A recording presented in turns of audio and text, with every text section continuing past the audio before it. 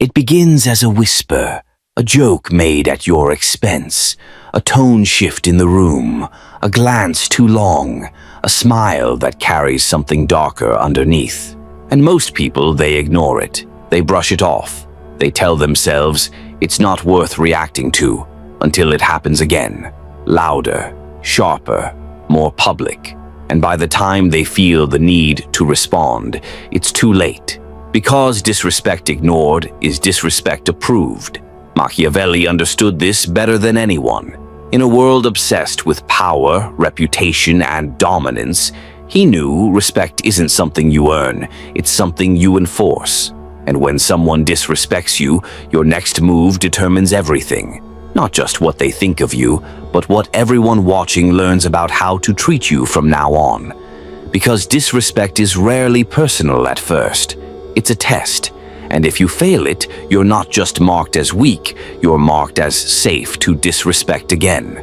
So, when someone disrespects you, do this. Not later, not in theory, immediately. You go silent, but not passive.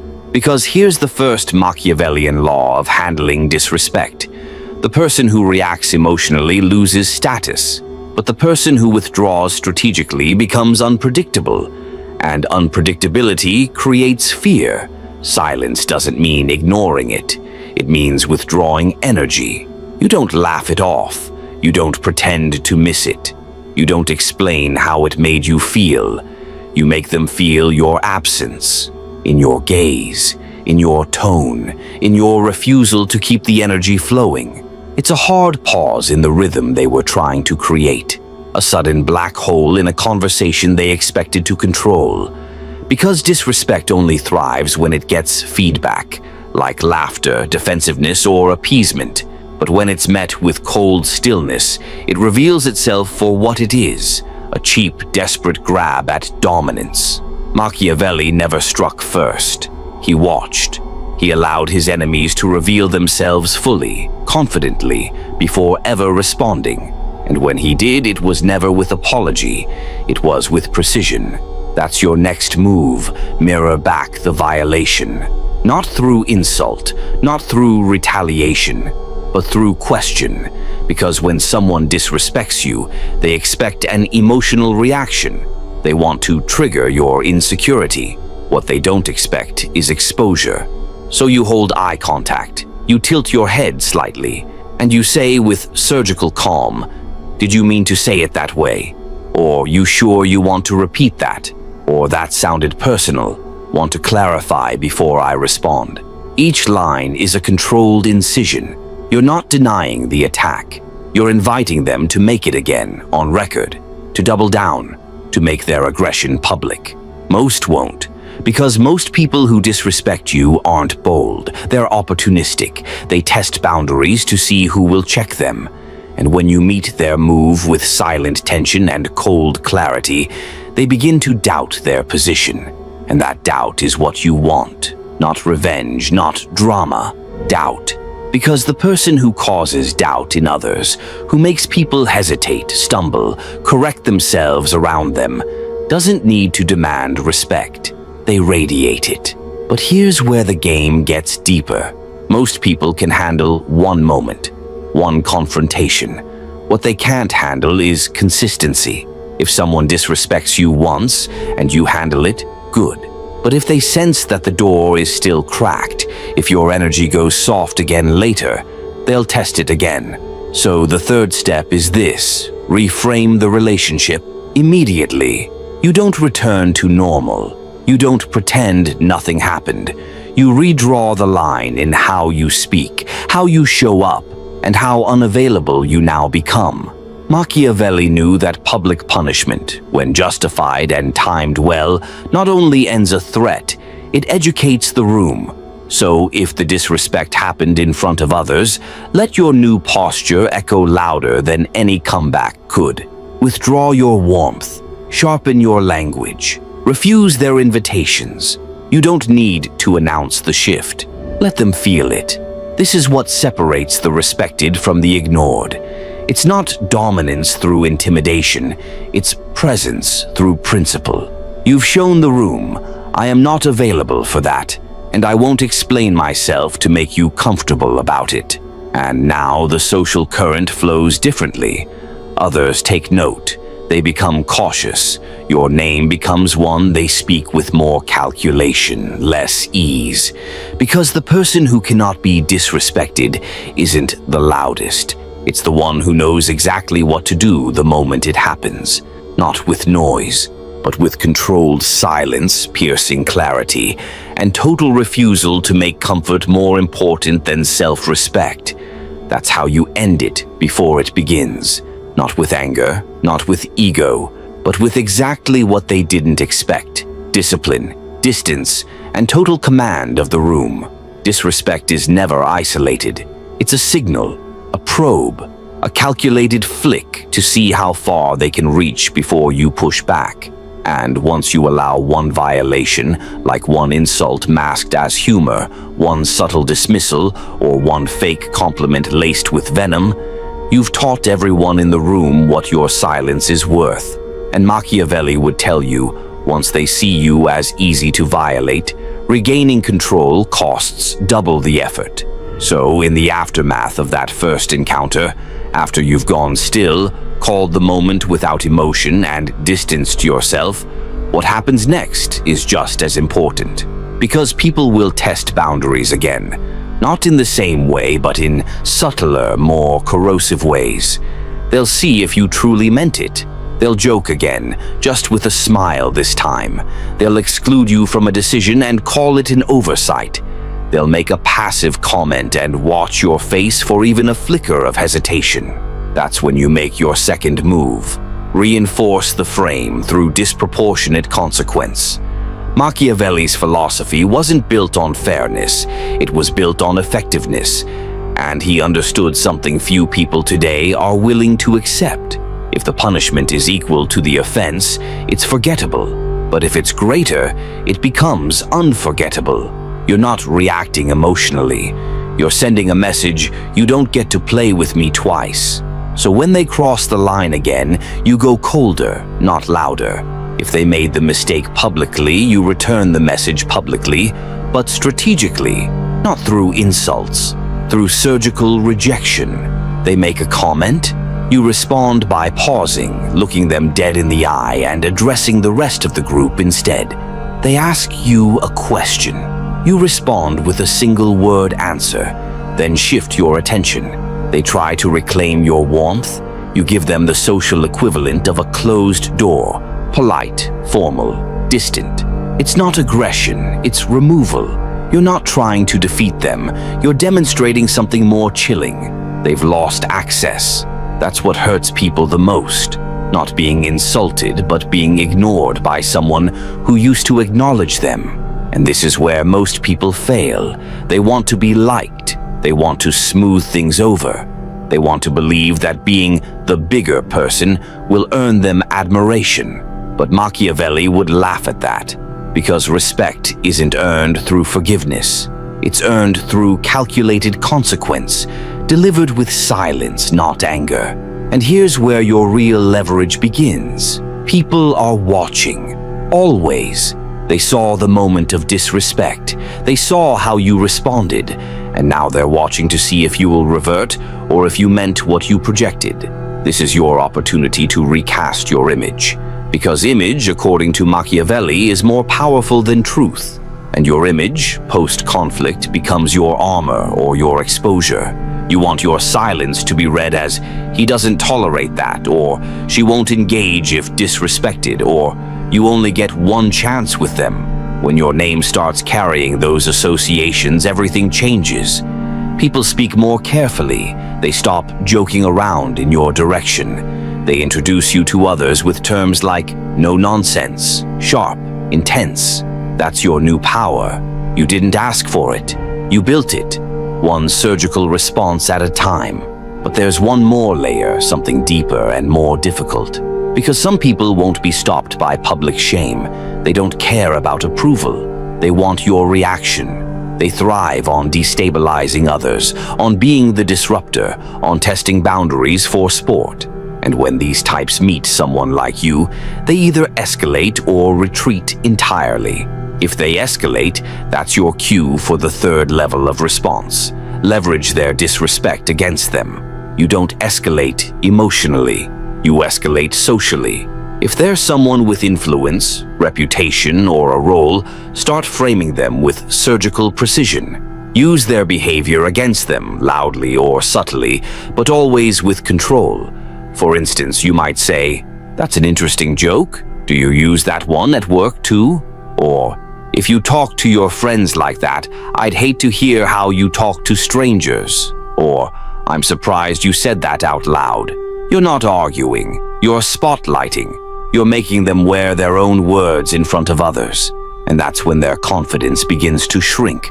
Not because you overpowered them, but because you made the room remember what they really are: small, noisy, insecure. This is the power of Machiavellian retaliation. It's never loud, it's never rushed.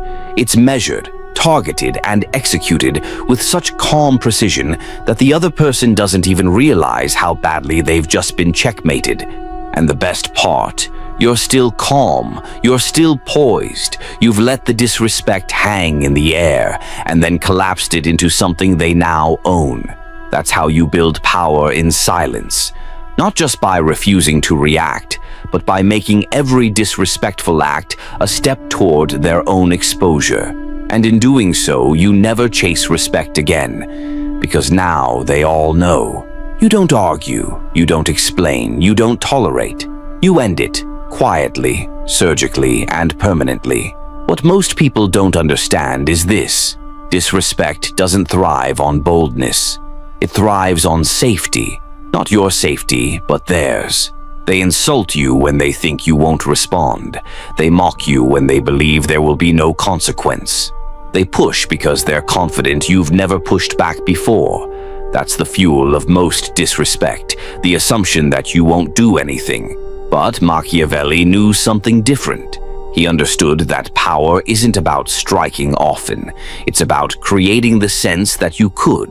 That at any moment you might choose to respond in a way they didn't expect and won't be able to contain. This is the next level. You become a threat without ever threatening. You don't need to say a word. You just need to become harder to predict. From now on, when someone disrespects you and you've already made it clear where the boundary lies, your job is not to get them to like you. It's to make them uncertain of you. Not scared, not intimidated, just unsure. Did I go too far? Why is he so quiet right now? What's she thinking? Why didn't they respond like before? That uncertainty becomes your shield, because the person they're unsure of is the person they start avoiding. This is why Machiavelli warned against being too transparent, too consistent, too readable. A ruler who is easy to understand becomes easy to manipulate. But when you're silent, unreadable, and controlled, when you respond once, cold and surgical, and then retreat again behind stillness, you become an anomaly. And in social settings, anomalies shift dynamics. People begin deferring to you, not out of fear, but out of instinct, because the mind naturally protects itself from what it doesn't fully understand. So you lean into that. You don't talk as much as others. You observe longer than is comfortable. You say less than expected, but when you speak, every word lands. Now, here's the psychological twist. Most people think respect comes from being liked. It doesn't. It comes from being felt. When you walk in a room and the air changes, when people lower their voices, shift their posture, and adjust their tone, that's not popularity. That's presence. And presence is built through contradiction. You don't always respond, but when you do, it cuts. You don't need to dominate, but you refuse to be crossed. You don't ask for respect, but you remove access the moment it's violated. That's how your energy becomes a warning, a silent, unspoken consequence wrapped in calm control. But there's a final transformation, something few ever master. You stop reacting to disrespect as if it's personal. You start treating it as information. This is where your mind separates from the average person. They hear an insult and feel pain. You hear it and think, there's the weak spot in them. They mock you, and you don't flinch, because you see through it. You read the need behind the disrespect, insecurity, jealousy, fear, projection, desperation to assert control in a place they feel none. That's the final twist of power. When someone disrespects you, it reveals them, not you. So you log it, you remember it, and you move forward, not by forgiving, but by calculating. Do they still get access to you? Do they need to be isolated publicly or privately? Do you use them to send a message to others, or let them disappear quietly? You're no longer playing emotional chess. You're orchestrating position. And as Machiavelli taught, the best position is one where others fear violating your boundary, even when you're not there. That's when you've won.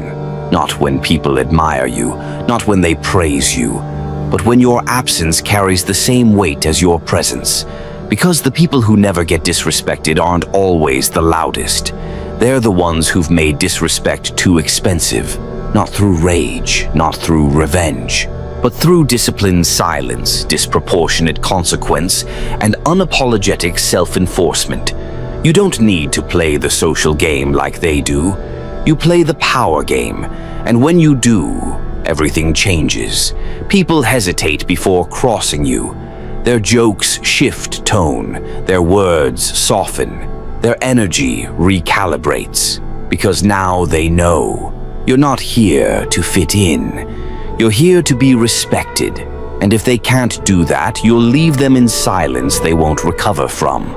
There's a moment in every power dynamic, subtle but undeniable, when the room recalibrates around you. It happens after the silence, after the boundary, after you've made it clear without a word that you're not the kind of person to cross. It's not just that people stop disrespecting you, it's that they stop thinking they could. And that's the final layer Machiavelli would insist on.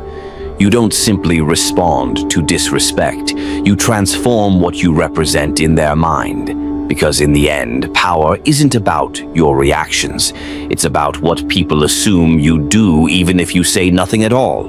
You become someone whose limits are unknown, whose silence doesn't signal submission, but preparation, whose calm isn't friendliness, but containment. And here's what most miss. Once you've enforced a boundary once, that's not the end. That's your reputation test, not just with the one who disrespected you, but with every single person who witnessed it, directly or indirectly. Because the moment someone crosses you publicly, everyone else is watching to see if your value is self-regulated or audience-dependent. If you hold frame under pressure without exploding, apologizing, or seeking validation, they feel something they can't describe: certainty. And certainty is the rarest trait in a world addicted to approval. Now, this doesn't mean being cold or hostile. It means your warmth is now a choice, not a default. You smile when you want to. You speak when you decide it's valuable. You give access only to those who've proven they don't take it for granted. This is how you become untouchable, not through physical power, but through energetic value. And energetic value is built by subtraction. You subtract things like reactivity, neediness, over-explaining, justifying your presence, and tolerating even 1% of disrespect masked as just a joke. That's when you start to attract a new level of response. The room slows when you enter. People don't interrupt you mid-sentence. They repeat your words later because they were measured and few. You're no longer someone navigating social terrain. You are the terrain. And here's where Machiavelli's most brutal insight comes in. Men must be either respected or eliminated. In modern terms, either they understand your value or they no longer get access to it. It's not about revenge, it's about consequence without drama. The people who disrespect you once and then never again aren't the problem. They're the lesson. But the ones who do it again, subtly, repeatedly, manipulatively, those are the ones you do not correct. you vanish from their world. Or worse for them, you rise in power while they fade into irrelevance. Because in silence you exposed them, and in distance you reminded them. You were never accessible, they were simply being tolerated. And once you've made this shift, your entire posture to the world changes. You no longer try to be liked. You no longer respond to indirect attacks. You no longer feel the need to prove that you're the bigger person. Because now, you've realized something Machiavelli knew centuries ago. You never have to defend what you won't allow to be touched. They can't disrespect you if they can't reach you. They can't undermine you if you never stood on their approval to begin with. They can't provoke you if your silence makes them question their own status. This is the apex of psychological dominance. Not cruelty, not pride, but control. Control over what you react to. Control over what energy you return, and control over who even gets the opportunity to see your reaction in the first place.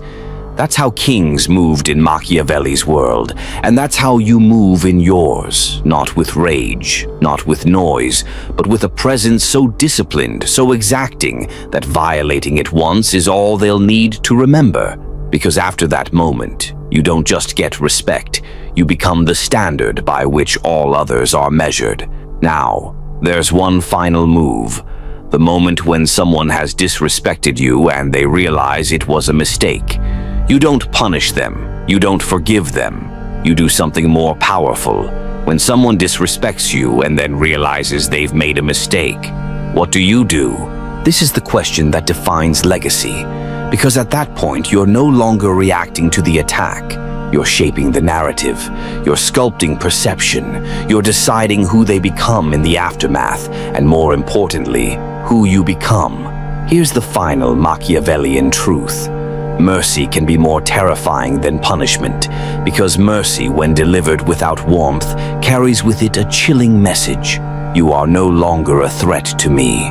That's how you finish the game, after you've enforced the boundary, after you've withdrawn your presence, after you've held frame in complete stillness and let the silence echo.